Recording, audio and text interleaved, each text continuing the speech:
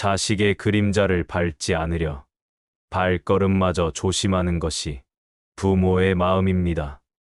그 작은 어깨에 내려앉은 삶의 무게가 안쓰러워. 대신 짊어지고 싶고 캄캄한 길을 헤맬까 두려워. 자신의 살을 태워서라도 등불 하나 밝혀주고 싶은 마음입니다. 하지만 세상의 모든 길은 저마다의 주인이 있어 부모라 할지라도 함부로 걸음을 옮겨 놓을 수 없는 길이 있습니다. 자식의 삶이 그러합니다. 애써 손을 내밀어도 닿지 않고 간절한 외침이 메아리조차 없이 사라질 때 부모는 무력감에 주저앉고 맙니다. 자식의 일이 막히고 인연의 문이 굳게 닫힌 것처럼 보일 때 우리는 무엇을 할 수 있을까요? 그저 바라보며 함께 아파하는 것 말고는 정말 아무런 방법이 없는 것일까요? 고요한 새벽, 어둠이 채 가시지 않은 법당에 한 제자가 홀로 무릎을 꿇고 앉아 있었습니다.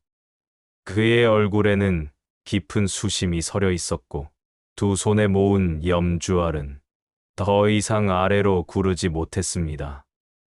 멀리서 들려오는 목탁 소리가 그의 시름을 어루만지듯 법당 안을 맴돌았습니다. 얼마나 시간이 흘렀을까? 그의 등 뒤로 고요한 그림자가 드리워졌습니다. 제자는 천천히 고개를 돌렸습니다. 자비로운 눈빛의 부처님이 그의 곁에 조용히 서 계셨습니다.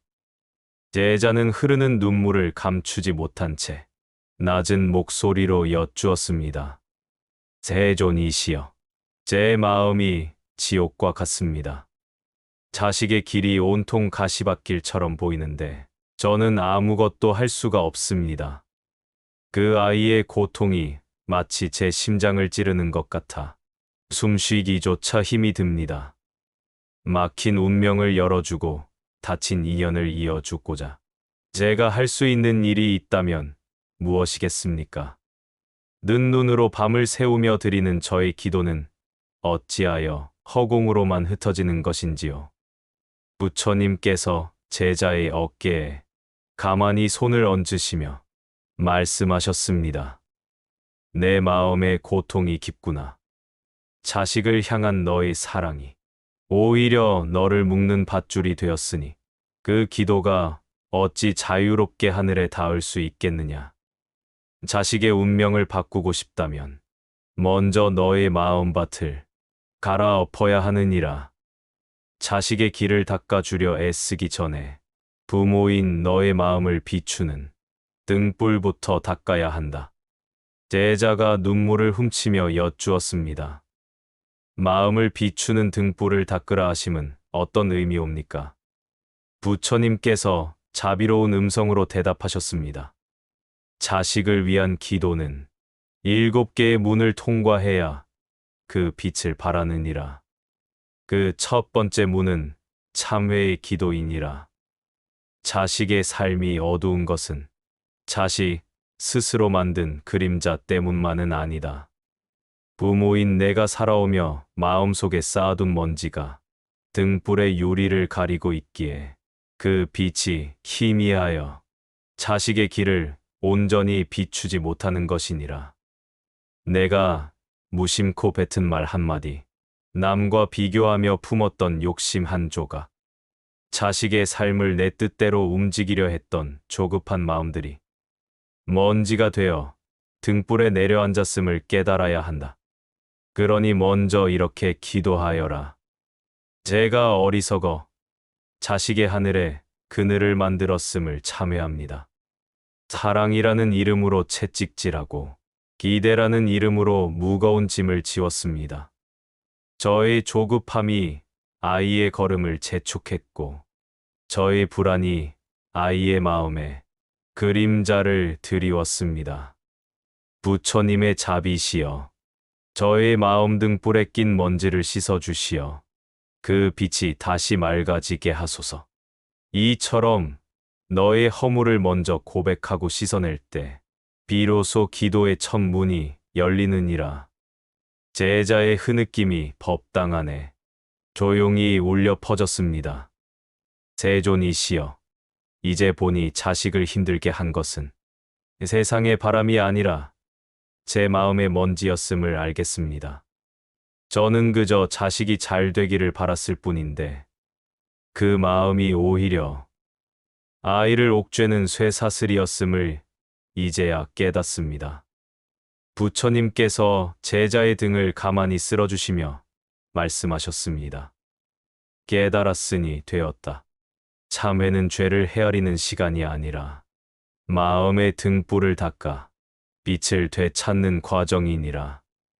부모의 마음이 맑아지면 그 빛은 자연스럽게 자식의 길을 비추게 될 것이다. 그것이 막힌 운을 여는 기도의 첫걸음이니라. 제자는 고개를 들어 부처님을 바라보았습니다. 그의 눈에는 새로운 결심의 빛이 감돌고 있었습니다. 세존이시여, 저희 어리석음을 참회하는 기도로 첫 문을 열겠습니다. 그렇다면 두 번째 문으로 나아가기 위해 저는 무엇을 해야 합니까?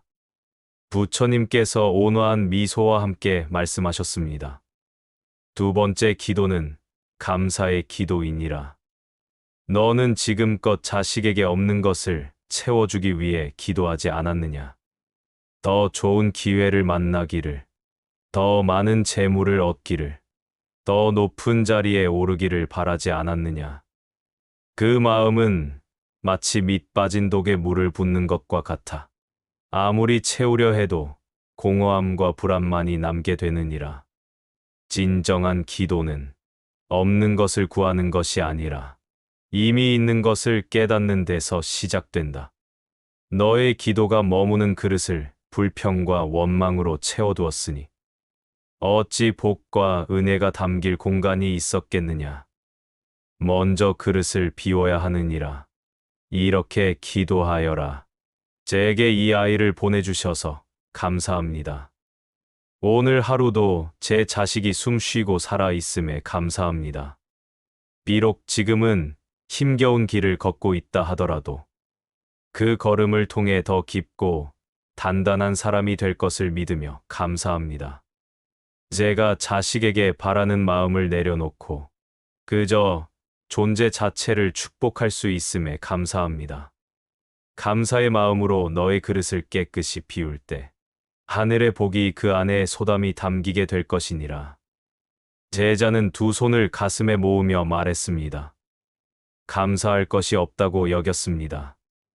자식의 고통을 보며 세상을 원망하고 저의 박복함을 탓했습니다. 하지만 숨쉬고 살아있는 것만으로도 감사해야 한다는 부처님의 말씀을 들으니 제 마음의 그릇이 얼마나 불평으로 가득 차 있었는지 알겠습니다.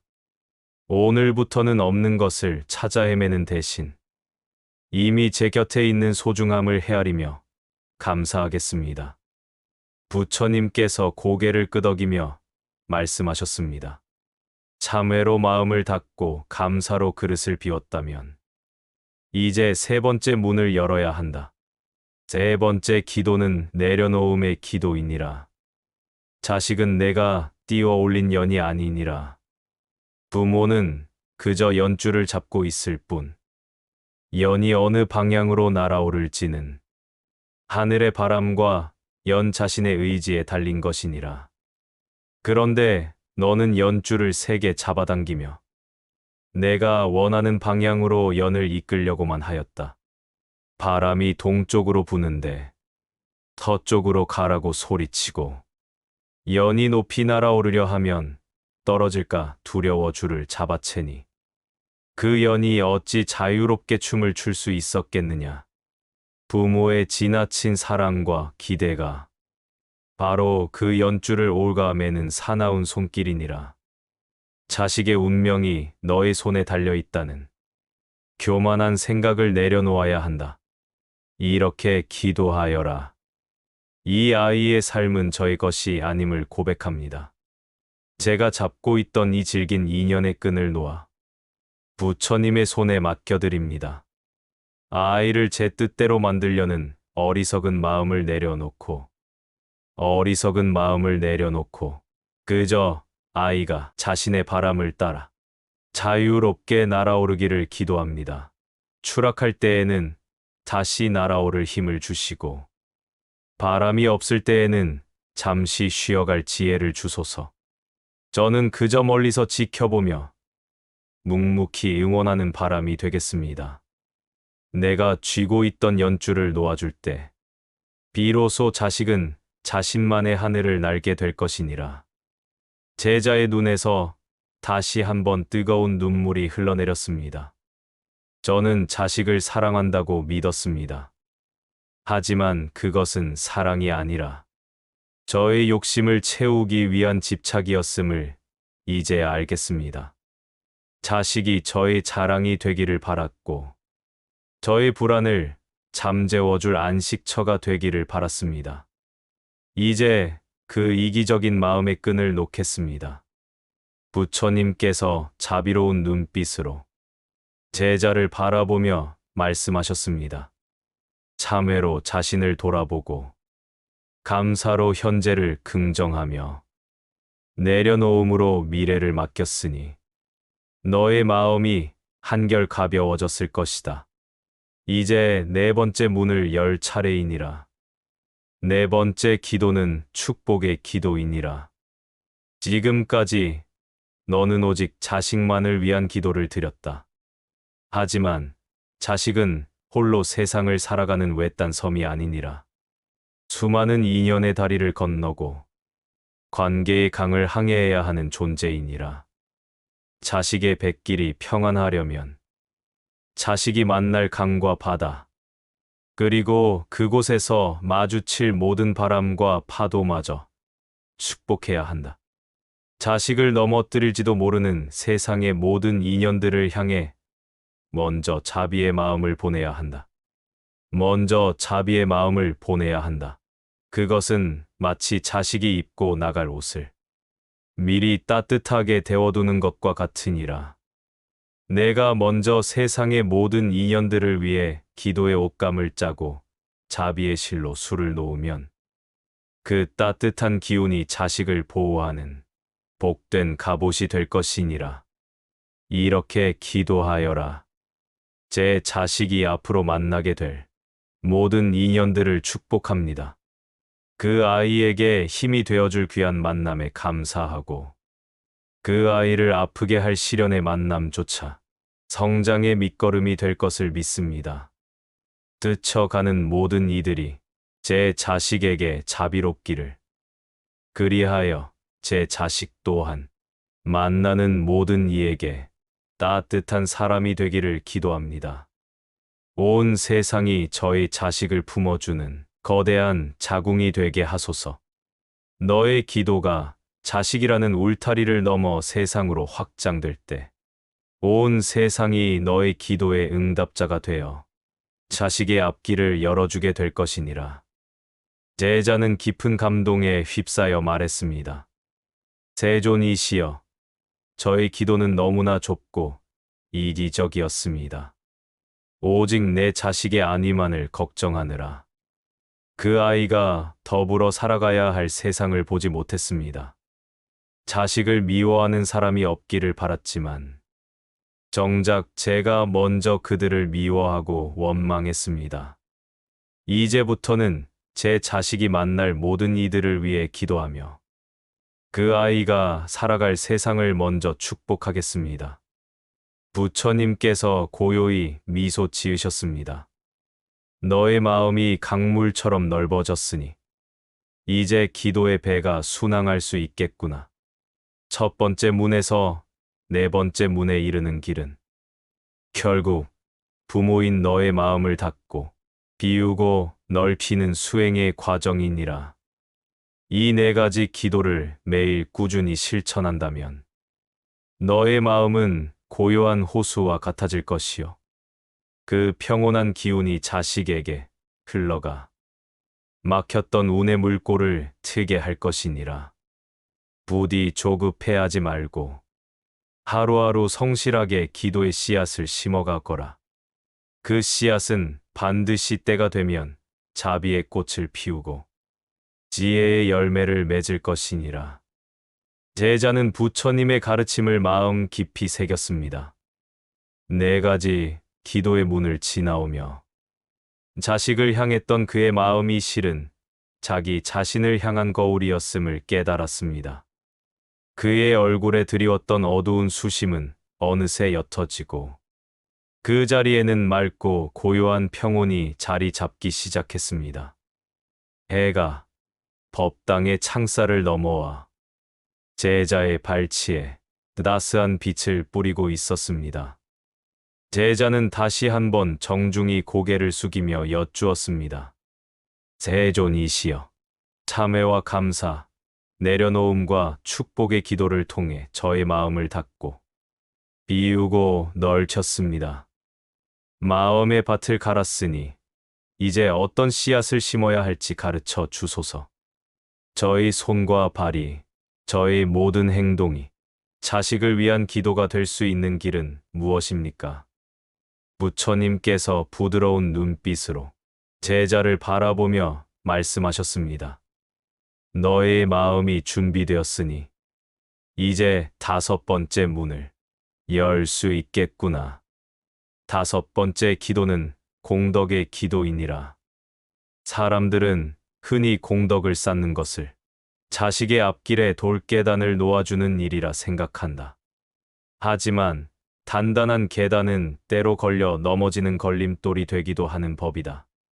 진정한 공덕은 눈에 보이는 것을 만드는 행위가 아니니라. 그것은 마치 귀한 향을 피우는 것과 같으니라. 내가 남을 위해 짓는 작은 선행 하나하나는 보이지 않는 향이 되어 세상에 퍼져나간다. 그 향기는 바람을 타고 흘러 내 자식이 머무는 곳의 공기를 맑게 정화하고 자식이 만나는 이들의 마음을 부드럽게 어루만져 주느니라. 사람들은 이유도 모른 채 내 자식에게 호의를 베풀고 험난한 일들은 신기하게도 자식을 비껴가게 될 것이니 이는 내가 피워 올린 공덕의 향기가 먼저 그 길에 당도하여 모든 것을 이롭게 하였기 때문이니라. 그러니 이렇게 기도하며 행동하여라. 제가 오늘 행하는 이 작은 친절이 향기로운 공덕이 되어 제 자식의 하루를 평온하게 감싸주기를 바랍니다. 목마른 생명에게 건네는 물 한 모금, 지친 이에게 보내는 따뜻한 눈빛 하나가 제 자식이 겪을 어려움을 녹이는 자비의 향기가 되게 하소서. 크고 드러나는 보시만을 공덕이라 여기지 말거라. 아무도 보지 않는 곳에서 짓는 너의 선한 마음, 묵묵히 행하는 너의 작은 실천이야말로 가장 짙고 멀리 퍼져나가는 향기를 품고 있느니라. 제자는 2 손을 모으며 말했습니다.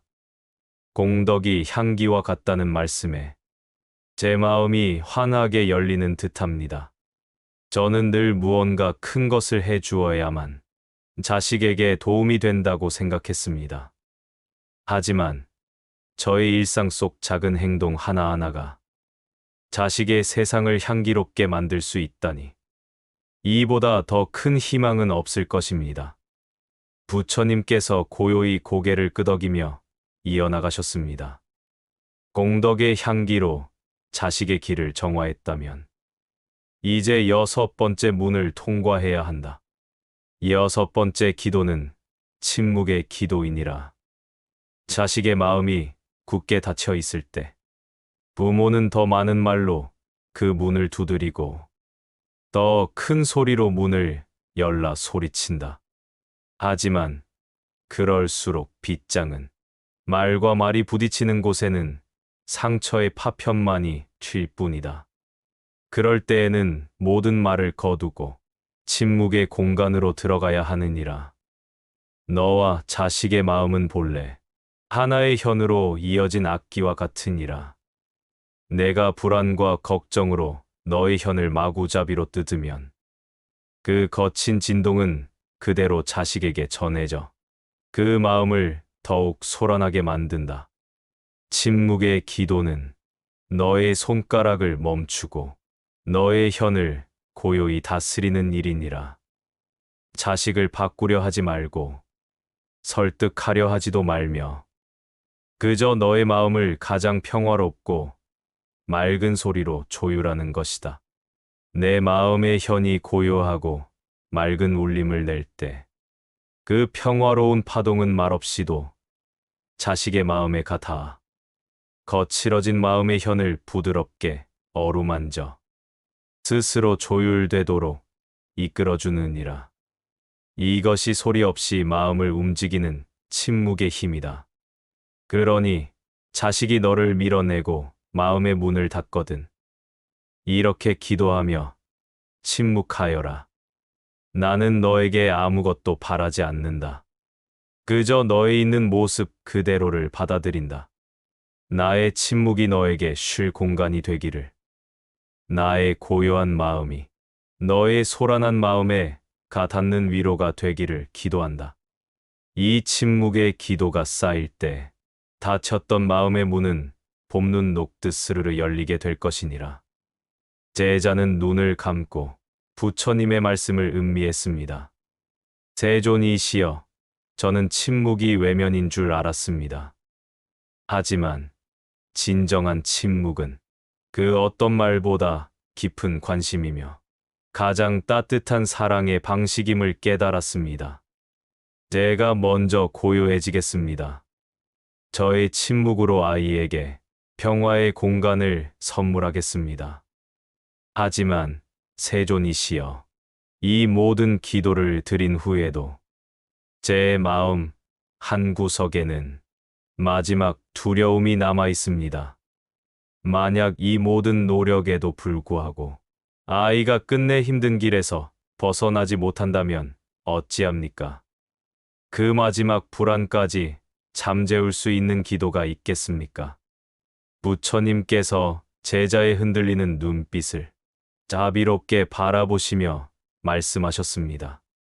그 마지막 남은 두려움의 그림자야말로 7번째 문을 가로막는 마지막 빗장이니라. 이제 마지막 문, 믿음의 기도를 통해 그 빗장을 스스로 열어야 한다.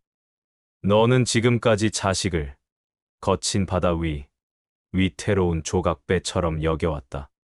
내가 선장이 되어 배의 키를 잡으려 했고, 내가 바람의 방향을 바꾸려 했으며, 내가 파도를 잠재우려 했었다. 하지만 부모는 선장이 아니니라. 부모는 그저 캄캄한 해안가에서 묵묵히 불을 밝히는 등대지기와 같아야 하느니라. 등대는 배에게 어디로 가라고 명령하지 않는다.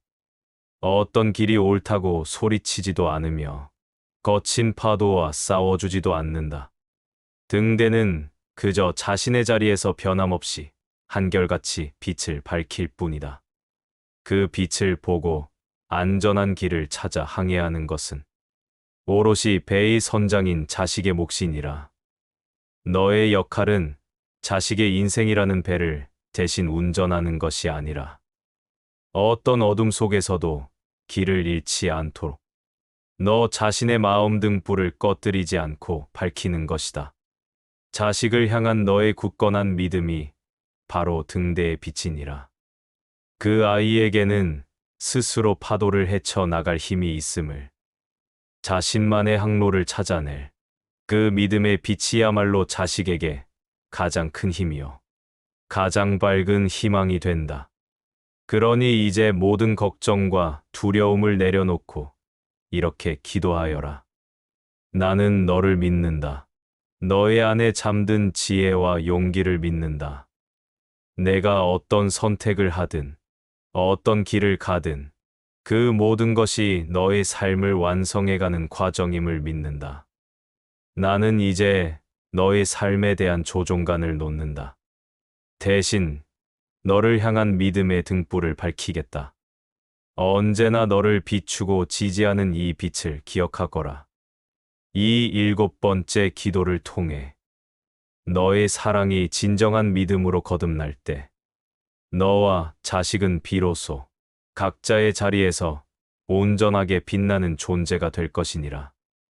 제자는 더 이상 눈물을 흘리지 않았습니다. 그의 마음은 이제 모든 의심과 두려움이 거친 새벽의 하늘처럼 맑고 고요해졌습니다. 그는 부처님을 향해 깊이, 아주 깊이 절을 올렸습니다.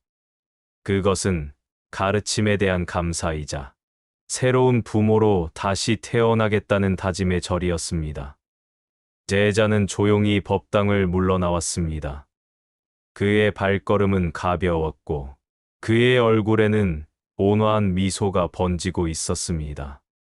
그는 이제 자식의 삶을 걱정하는 부모가 아니라 자식의 길을 묵묵히 믿고 비추어주는 등대지기가 되었음을 알았습니다. 오늘 이야기에서 부처님께서는 자식에 막힌 운을 열어주는 기도법을 가르쳐 주셨습니다. 첫째, 참회의 기도를 통해 부모 자신의 마음을 먼저 닦아내고, 둘째, 감사의 기도로 불평의 그릇을 비우고 복을 담을 준비를 하며, 셋째, 내려놓음의 기도로 자식의 삶을 부처님께 온전히 맡기고, 넷째, 축복의 기도로 자식이 만날 세상과 인연을 먼저 품어주라고 하셨습니다. 다섯째, 공덕의 기도를 통해 보이지 않는 선행의 향기로 자식의 길을 평탄하게 하고, 여섯째, 침묵의 기도로 말없이 마음을 전하며 평화의 공간을 만들어주며, 마지막 일곱째, 믿음의 기도를 통해 자식을 향한 모든 걱정과 불안을 거두고 온전한 등대지기가 되어주라고 말씀하셨습니다. 이 기도는 단순히 자식의 복을 비는 것을 넘어 부모 자신이 먼저 수행자가 되어 내면의 어둠을 걷어내고 자비와 지혜의 등불을 밝히는 과정입니다. 부모의 마음이 맑아질 때 그 빛은 저절로 자식에게 흘러가 어두운 길을 밝히고 차가운 마음을 녹여줄 것입니다. 자녀 문제로 힘든 시간을 보내고 계신 분이 있다면 오늘 부처님의 가르침을 따라 7가지 기도의 문을 차례로 열어보시길 바랍니다. 자녀를 향한 마음을 담아 댓글로 관세음보살을 남겨보십시오. 당신의 간절한 마음이 기도가 되고 그 기도가 자녀의 삶에 따뜻한 빛으로 가닿기를 기원합니다. 부처님의 자비가 당신과 당신의 가정에 늘 함께 하시기를 축원드립니다. 나무아미타불 관세음보살.